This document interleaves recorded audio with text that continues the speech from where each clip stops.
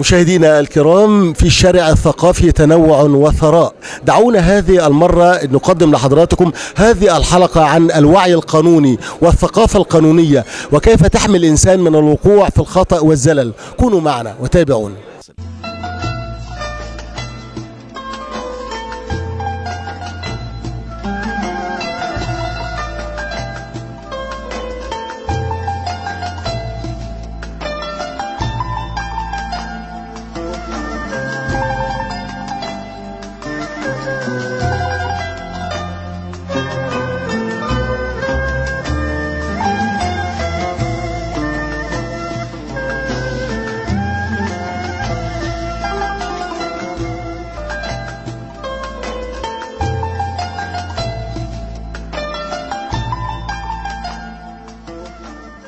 مشاهدينا الكرام، يسعدنا اللقاء الآن مع الدكتور علاء نصر ابن صمولوت أستاذ الشريعة والقانون بإحدى الجامعات الخاصة. أهلا وسهلا. أهلا بحضراتكم، شرفتونا. احنا طبعا بنقول يا الشريعة والقانون والانفتاح الآفاق حول المستحدثات في القوانين، خصوصا مع الجرائم الإلكترونية والجرائم المستحدثة.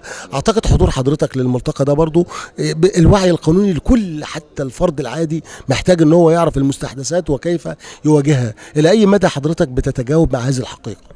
نعم، في الأول بنرحب بيكم وبنرحب بكل الضيوف اللي حضروا المؤتمر اليوم في رحاب كلية القانون، كلية الحقوق بجامعة المنيا، وبرحب بكل السادة الضيوف.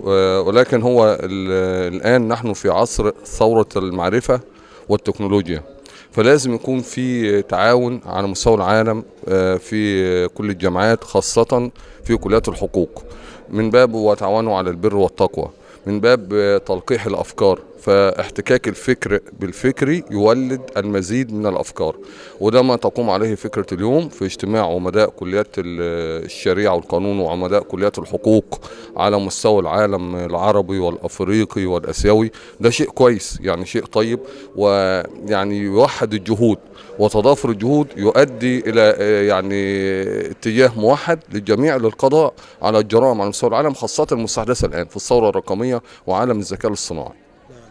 حضرتك طبعا بعين خبير بتتمنى أن يتمخض هذا الملتقى عن عدد من التوصيات التي تفعل يعني على المستقبل القريب إن شاء الله. أهم هذه التوصيات التي حضرتك تتمناها والتي من شأنها ترفع الوعي القانوني عند جموع الناس بشكل عام يعني. نعم، أتمنى طبعا يكون في توصيات بالتوعية عامة بصفة عامة لجموع المجتمع والناس والجماهير بصفة عامة. ليه؟ لأن احنا الآن في مجتمع يعني تخوضه الجرائم من جميع النواحي، مستحدثة، إلكترونية، رقمية. الذكاء الاصطناعي الآن أيوه هو ثورة معرفية جميلة، ولكن هو سلاح ذو حدين، ممكن نستعمله في الخير وفي الشر. فلازم المواطن الوقت يكون عنده وعي، عنده خبرة، عنده إدراك لما يحدث للعالم من حوله. فأتمنى أن المؤتمر يطلع بتوصيات توحيد الجهود للقضاء على الجرائم الإلكترونية خاصة، لأن هي التي انتشرت الآن على الساحة السوشيال ميديا جميعا وفي كل هذه المجالات. نتمنى يعني يكون في توصية خاصة بهذا الأمر لتوعية الجماهير بصفة عامة. احنا التقينا بحضرتك قبل كده في لقاء سابق، وما شاء الله حضرتك تخصص الشريعة الإسلامية وقانون، ولكن أعتقد حضرتك برضو الموائمة ما بين متطلبات العصر والشريعة الإسلامية وما بين القوانين الوضعية، يعني كيف تراها؟ يعني الإنسان كيف يتعامل بوعي من خلال هذه الحقيقة يعني؟ نعم، لازم الإنسان يتعامل بوعي، لا يكون يعني في كثير من التغفيل، بل يكون على وعي بمجريات الأمور ومستحدثات الأحداث الجارية الآن. يوائم بين الشرع والقانون. ماذا قال الله سبحانه وتعالى؟ ان الانسان يكون كيس فاطن، يكون على علم بما مجريات الاحداث، ومن ناحيه القوانين يكون عارف ما له وما عليه، يكون عارف كيف ياتي بحقوقه، يكون عارف كيف يحمي نفسه والمجتمع ضد اي افكار متطرفه وضد اي افكار اجراميه منحرفه. الحقيقه انا بحييك وبشكرك دكتور علاء على هذا التواصل وهذا التواجد. سعاده الاستاذ دكتور علاء نصر، طبعا استاذ الشريعه والقانون باحدى الجامعات الخاصه والجامعه الامريكيه المفتوحه. اشكرك شكرا جزيلا. شكرا يا دكتور، شكرا لتواجدكم معنا، شكرا للقناه السابعه. شكرا مشاهدينا الكرام، مستمرون معكم ولكن بعد فاصل قصير. ارجو ان تتفضلوا بالبقاء معنا.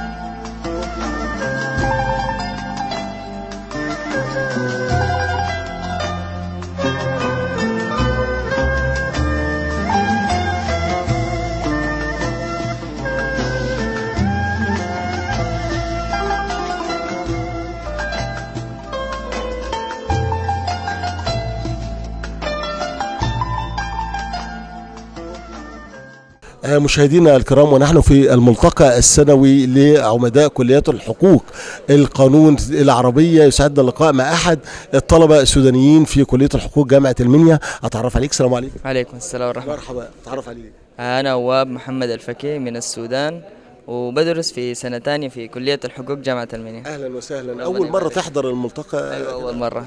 تقول لي إيه اللي حببك في دراسة الحقوق؟ يعني أنت كنت حابب تدرسها ولا هي فرضت عليك من خلال التنسيق وكده؟ لا والله حابب، أصلا من وأنا صغير في البرامج التلفزيونية كونان، فكنت بتابع شديد ومنه طوالي جيت لهنا، طوالي جيت. من زمان أنت حابب؟ أيوة من زمان حابب الكلية. إيه أهمية دراسة الحقوق يا أواب؟ والله أول شيء زول يكون مفتح ماشي عارف حقه، أنا عارف حقي وعارف حق أسرتي وعارف ما له وما عليه. أيوة ما لي وما علي، عارف حقوقي وماشي وعارف حقوق أصحابي وعارف حقي حسي وحقك أنت. لو كل واحد عارف اللي ليه واللي عليه أعتقد ما حدش هيظلم حد يعني. أيوة ما حيحصل ظلم لو طبق القانون. تمام. تطبيق القانون يعني انت شايف كمستقبل دراسة القانون، هل انت شايف في وعي عندنا ما بين الجمهور نفسه بأهمية دراسة الحقوق؟ والله بسبب الجمعيات الزي دي حتى لو ما في وعي بيكون في إن شاء الله. انت دراستك يعني متفوق ولا يعني ماشي؟ عادي ماشي الحمد لله. لكن في ما شاء الله يعني تقدم في المستوى. ايوه الحمد لله في تقدم كويس. كل طالب طبعا بيحاول يستزيد من المعلومات ويحاول ان هو يتواصل مع تقول له ايه عشان يقدر يعني يحضر هذه الملتقيات عشان يستفيد من خبرات الاساتذه الكبار والعمداء؟ السؤال ده صعب، لكن انت تقول له اول شيء انت اول شيء بس لازم تركز تخلص نيتك انه انت تنفع نفسك اول شيء وتنفع الامه الاسلاميه كلها ان شاء الله، وتعرف حقوقك وحقوق المسلمين كلهم والسودانيين ان شاء الله ان شاء الله. ربنا كده يطمنا على السودان وعلى كل بلادنا العربيه ويحفظ بلادنا جميعا. شكرا يا اواب، بالتوفيق يا اواب. اللهم امين. بارك الله فيك.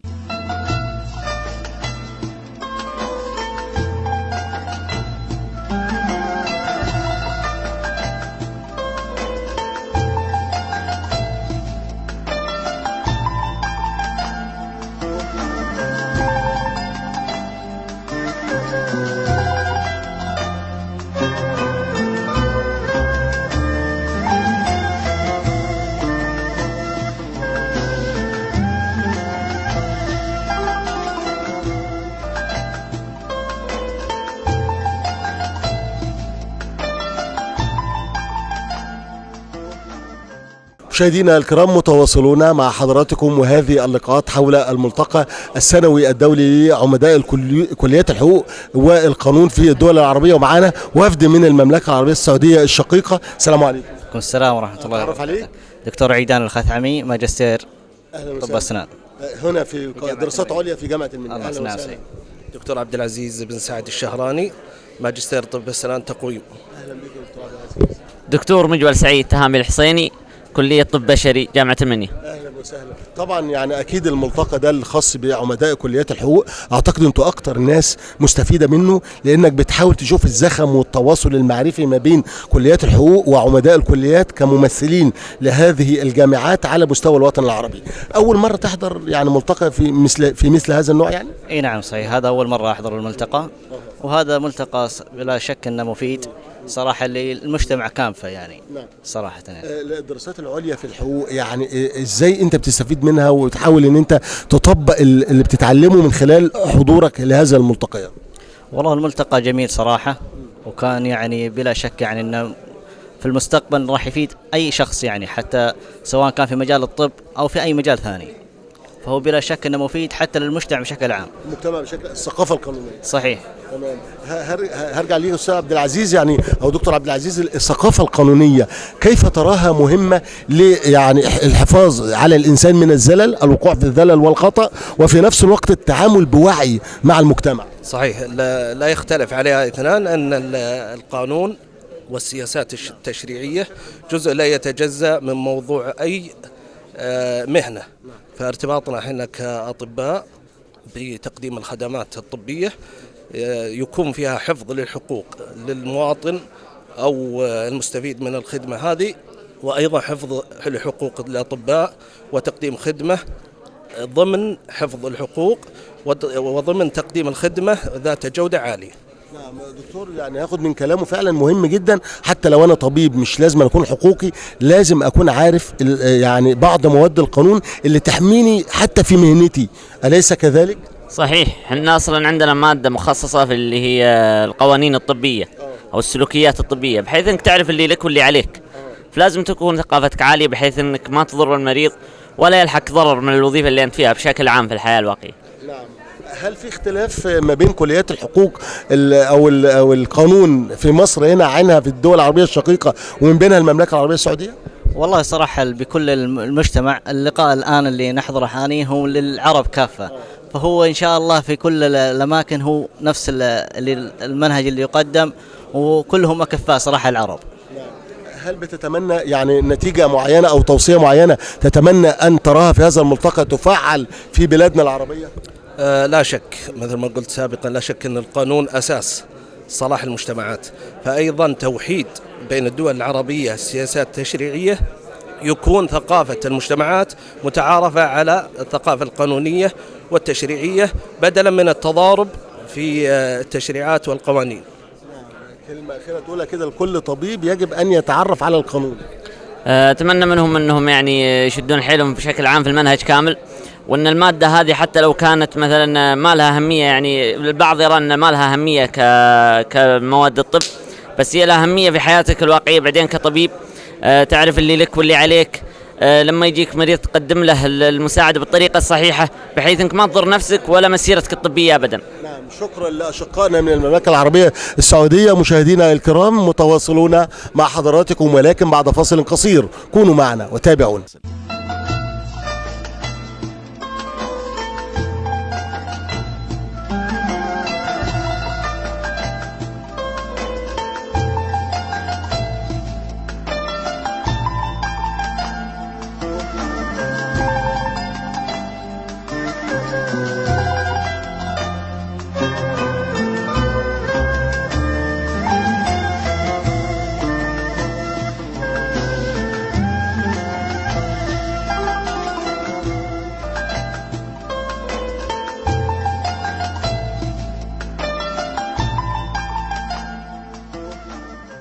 يسعدنا اللقاء الآن مع الأستاذ محمد علي عبد المنعم الصحفي العزيز. أهلا وسهلا بك. اهلا بك يا دكتور، واهلا بالساده المشاهدين الكرام.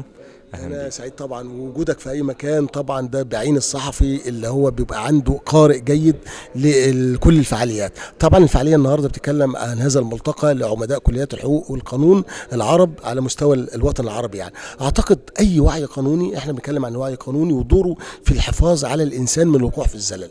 رؤيتك كمثقف وكصحفي لهذه الحقيقة وإلى أي مدى يستفيد الإنسان من التعرف على القانون وحقيقة القانون؟ اولا يا دكتور، احنا بنشكر الجامعه طبعا على استضافتها لهذا الملتقى العلمي الكبير.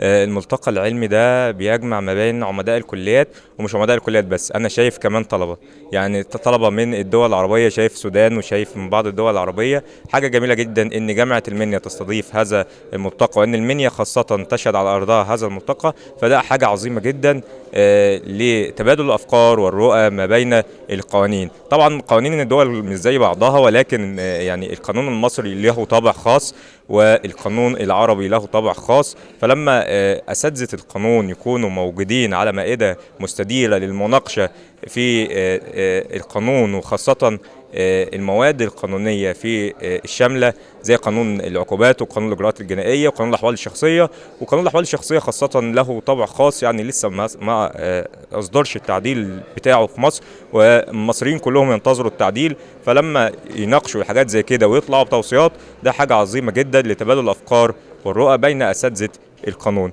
فاحنا بنفتخر بهذا الملتقى العلمي الكبير. دايما جامعه المنيا هي مناره علميه عريقه، ودايما تحتضن العالم وايضا الدول العربيه، تحتضن كل الافكار والرؤى العلميه. اي دوله لها فكر ورؤيه علميه، المنيا بتفتح لها ذراعها وتحتضن هذه الافكار. مؤتمر كبير النهارده شاهدناه من 9 صباحا حتى الساعه 3 عصرا، وايضا غدا برضه بنشهد برضه الختام، وهيكون في توصيات حلوه جدا بشان القوانين اللي هي تنتظرها مصر وتنتظرها الدول العربية في خلاصة عاجلة. أنا سعيد بيك بتواصلك وبرضه بتفاعلك مع كل الأحداث، وأكيد هتنقل الصورة دي برضه من خلال كتاباتك، كلمة بتقولها لكل يعني من يشاهدنا الآن حتى يستطيع أن يكون عنده وعي قانوني. ماذا يفعل؟ يقرأ فقط أم يتفاعل مع المجتمع بأحداثه أم يتعرف على جديد الجرائم؟ وطبعا عارفين أن النت والسوشيال ميديا والجرائم الإلكترونية كتيرة دلوقتي.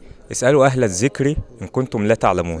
فاسألوا أهل الذكر إن كنتم لا تعلمون. فيعني كل الشعب المصري وكل اللي بيشوف البرنامج وكل الناس لازم تكون على الدراية كاملة. إن ما كانش الواحد على دراية بقوانين بلده مش هيعرف يعيش، لأن يعني القانون هو بيمثل الطابع الشخصي للإنسان أو البطاقة الشخصية اللي ماشي بيها. إذا الواحد ما عرفش قانونه يعني هيعيش عيشة مظلمة ومش هيعيش مرتاح ومش هيبقى عارف ما له وما عليه.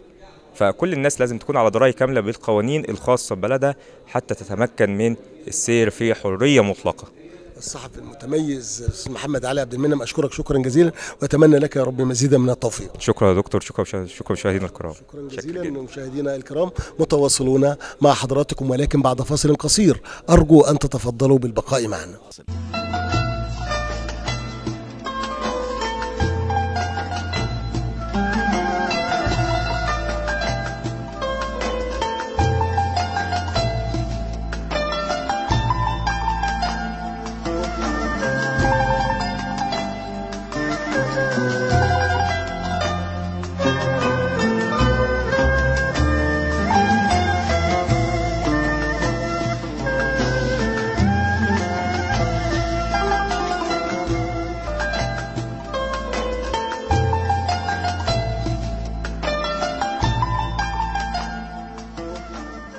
مشاهدينا الكرام، بنواصل لقاءاتنا مع الملتقى الدولي لكليات الحقوق او عمداء كليات الحقوق والقانون بالدول العربيه مع بعض الوفود العربيه من الطلاب اللي موجودين معانا. بنبدا مع حضرتك. السلام عليكم. وعليكم السلام ورحمه الله. الزبير بركات. اهلا بيك. سوداني. ايوه سوداني. مرحبا بيك في يعني وادي النيل كله. أيوة. بلد واحد. تقول لي انت بتدرس ايه؟ بدرس طب بشري الفرقه الثانيه. طب بشري هنا في جامعه المنيا. ايوه جامعه المنيا. ايه اللي دفعك انك تحضر الملتقى السنوي لعمداء كليات الحقوق او القانون العربي هنا؟ والله العظيم اول حاجه عاوز التقي بالقيادات العليا تشرفونا يعني، وعاوز اخذ منهم الافكار. ايوه على اساس ابني نفسي. ايوه تفيدني وتفيد الجنبيه. هتتعامل مع المجتمع، هتتعامل مع مرضى، ممكن يبقى في خطأ لا قدر الله طبي مقصود او غير مقصود، هتقدر تتعامل. ايوه بالضبط. ايوه بالضبط. وهم ما شاء الله يعني لهم معرفه واسعه واحنا عاوزين نكتسبها يعني من بعدهم يعني بتشعر ان حضور اي مؤتمر بيفيدك انت كطالب، بتحصل معلومه ومعرفه تستطيع ان انت تواجه بها المستقبل يعني. بالضبط. تقول ايه لكل طالب يعني بيبعد عن حضور اي فعاليه او ملتقى زي كده؟ لا، المفروض اي شخص يحضر، اي طالب يحضر، فدي لمصلحته ودي بتقوي من مسؤوليته وبتقوي من علمه ومعرفته في المجتمع. اشكرك يا زبير، شكرا جزيلا. هنستأذنك نتعرف عليكي. مودة مدثر. مودة مدثر. سودان. كلية ايه؟ طب بشري الفرقة الأولى. أيوة. ما شاء الله. طبعا برضو نفس السؤال، ايه اللي دفعك انك تحضري الملتقى ده الخاص بعمداء كليات الحقوق والقانون العربي؟ يعني معرفة القانون بماذا تفيد الإنسان أو الطالب أو اللي هو فعلا لسه بيشوف المستقبل بتاعه هيكون ازاي؟ اولا هذا المجال بالضبط كده يخلي ان الشخص يعرف حدوده وحدود الغير وكيفيه التعامل مع جميع البشر واعطاء حقوقهم شنو كافه. تمام. انت يعني بيعتبر كل شيء او كل حاجه انا بحضرها بتضيف لي حاجه جديده وزخم جديد وخبره جديده. بالضبط. كل شيء يضيف تجربه معلومة جديدة ونحن ممكن الواحد يستفيد منها فيما بعد. يعني الطبيب والمحاسب والمدرس وكل قطاعات المجتمع بحاجة إلى معرفة أو التثقيف القانوني. بالضبط. كلهم عبارة عن سلسلة شبكية تعتبر ولا سلسلة مترابطة مع بعضها وكله يستند على الآخر بصورة شنو بحيث أنه تدعم المجالات في بعضها البعض. إن شاء الله يا مودة. دكتورة مودة بقى مستقبلا أشكرك شكرا جزيلا. بننتقل لبنتنا. أتعرف عليك. سوزان عبد الناصر. من وين؟ اليمن السعيد يا رب كده، كل بلادنا تبقى العربية تبقى سعيدة إن شاء الله. أنت بتدرسي إيه؟ كلية طب بشري سنة أولى. طب برضه سنة أولى، زميلة مودة. أيوه. تقولي لي إيه اللي أفادك، ما اللي أفادك، وطبعا جامعة المنيا طبعا، ايه اللي افادك حضورك لهذا الملتقى؟ خلينا نتعرف على الحقوق في الدول العربية بشكل عام، إنه لازم إحنا كشعب عربي نطور القانون في كل مجالات العالم، لأنه صار في تفرقة وصار في مشاكل كتير بسبب القانون. نعم، الوعي بالقانون كيف يحمي الإنسان من الوقوع في الزلل أو الخطأ يعني سواء كان بيحمي كل المجتمعات، سواء كان فقير غني، بيحمي كل. مثلا لو أحد مثلا نحن أطباء في المستقبل سوينا أي خطأ طبي، لو كان المريض له حق عندنا فياخذ بسبب القانون. ونفس الشيء في أي جرائم ممكن تصير، فالقانون يساعد إنه ياخذ الإنسان حقه. كل فتاة أو كل طالب وطالبة لا تحضر هذه الملتقيات، تقولي لها إيه؟ أتمنى أنهم يحضرون الصراحة، لأنهم حيفيدهم جدا في حياتهم المستقبلية وفي حياتهم الجامعية في حياتهم المهنية في كل حاجة. أشكرك يا دكتورة. أتعرف عليكي؟ السلام عليكم. عليكم السلام. شهد عبد العظيم، كلية طب بشري فرقة أولى. أهلا وسهلا. برضو أنتوا زملاء؟ أيوة كلنا زملاء. يعني جميل قوي إن طلبة أو طالبات كليات الطب يحضروا هذا الملتقى. يعني إيه يعني بماذا يعني تخرجي أو خرجتي من هذا الملتقى من خلال حضورك للجلسات دلوقتي؟ صراحة يعني عرفت فكرة ومعلومة عرفت معلومة عن القانون عموما والحقوق في الدول العربية والحاجات المهمة في الحقوق والقانون. والقانون مهم شديد صراحة، يعني خصوصا في المهنة اللي احنا بندرس فيها، فبنشوف حاجة مهمة شديد وحاجة لابد منها في كل بلد. لابد من يكون في قانون وتكون في حقوق يعني تحمي الإنسان وتحمي الدولة. هل انت شايفه ان القوانين يعني القانون هو القانون، يعني قوانيننا متشابهه في الدول العربيه كلها؟ ايوه القانون هو القانون. افادتك في جامعه المنيا كده بتحاولي تحضري كل الملتقيات، مش بس الملتقى ده، يعني بتحاولي تحضري الندوات والمؤتمرات عشان تكوني نفسك معرفيا وثقافيا؟ ايوه الصراحه بحب يعني اشوف الدول الثانيه، اشوف الافكار اللي عندهم، الثقافه بتاعتهم، فبحاول احضر اي ملتقى بيحصل في الجامعه وبحاول اتعرف على حاجات كثيره يعني انا ما كنت عارفاها وبنستفيد ان شاء الله. ويعني ان شاء الله ربنا يوفقك يا دكتوره. شكرا جزيلا. شكرا جزيلا. مشاهدينا الكرام متواصلون مع حضراتكم ولكن بعد فاصل قصير، كونوا معنا وتابعونا.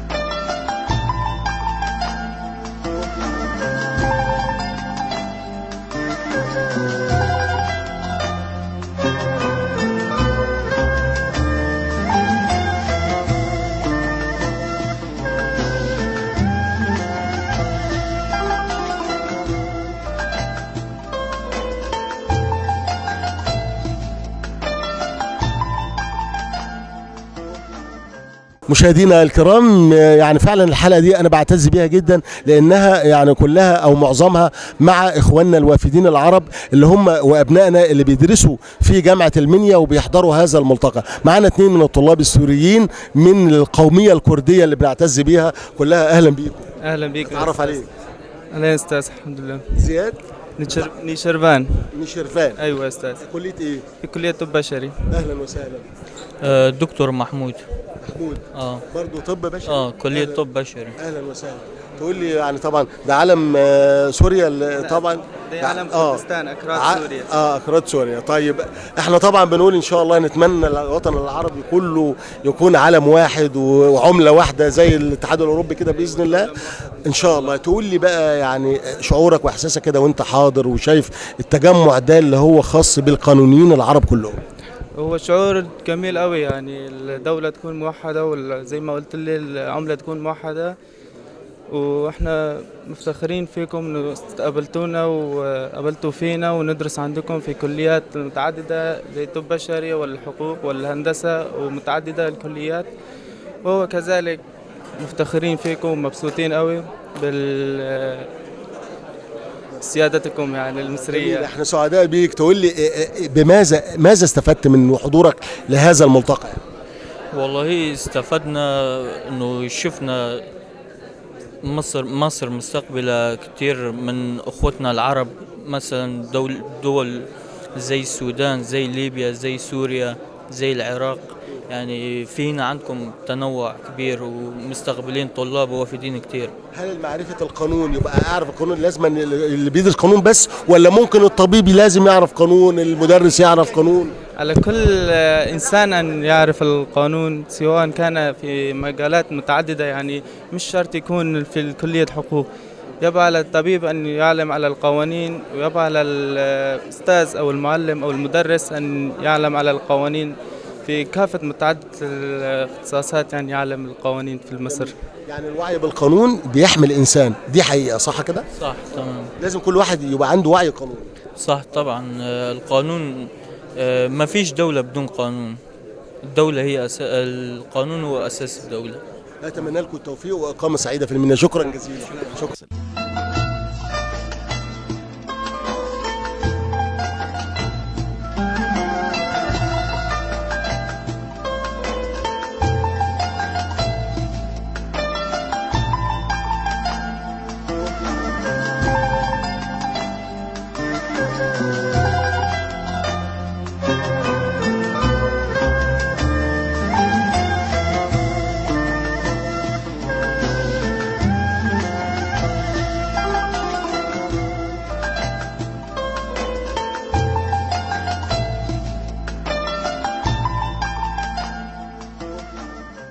مشاهدينا الكرام، عشنا مع حضراتكم هذه الحلقة من حلقات الشارع الثقافي حول الوعي والثقافة القانونية وكيف تحمي الإنسان من الوقوع في الخطأ. شكرا لحضراتكم على طيب المتابعة وإلى اللقاء.